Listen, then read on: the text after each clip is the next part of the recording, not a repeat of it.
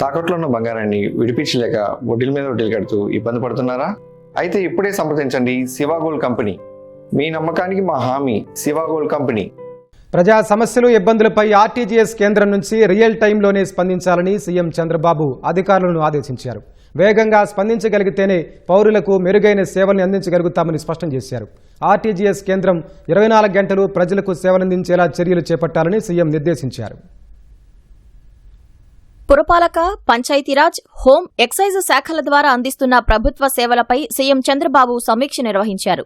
సచివాలయంలోని RTGS కేంద్రంలో జరిగిన ఈ సమీక్షా సమావేశంలో మంత్రి పార్థసారథి, ప్రభుత్వ ప్రధాన కార్యదర్శి సాయి ప్రసాద్, డీజీపీ గుప్తా, పురపాలక, ఎక్సైజ్, పోలీసు ఉన్నతాధికారులు పాల్గొన్నారు. ప్రజాపాలనలో పొలిటికల్ మేనేజ్మెంట్, బ్యూరోక్రటిక్ యాక్షన్ సమపాళ్లలో ఉండాలని ముఖ్యమంత్రి సూచించారు. పీజీఆర్ఎస్లో పెండింగ్లో ఉన్న దరఖాస్తులను త్వరగా పరిష్కరించాలన్నారు. ఇందుకోసం ఓ యాక్షన్ ప్లాన్ సిద్ధం చేయాలని ఆదేశించారు.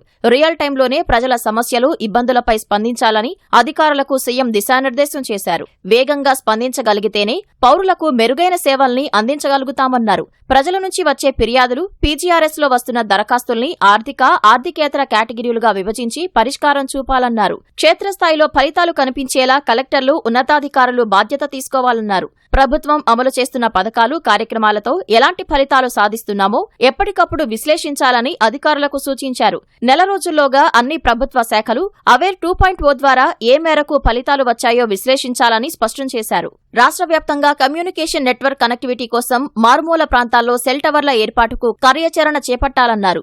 ఆపరేటర్లను సంప్రదించి త్వరగా చర్యలు తీసుకోవాలని సూచించారు. గిరిజన ప్రాంతాల్లో అన్న క్యాంటీన్ల ఏర్పాటుకు చర్యలు చేపట్టాలన్నారు. మహిళలపై నేరాలు గణనీయంగా తగ్గాలని, గంజాయి ముఠాలను పూర్తిగా నియంత్రించాలని సీఎం నిర్దేశించారు.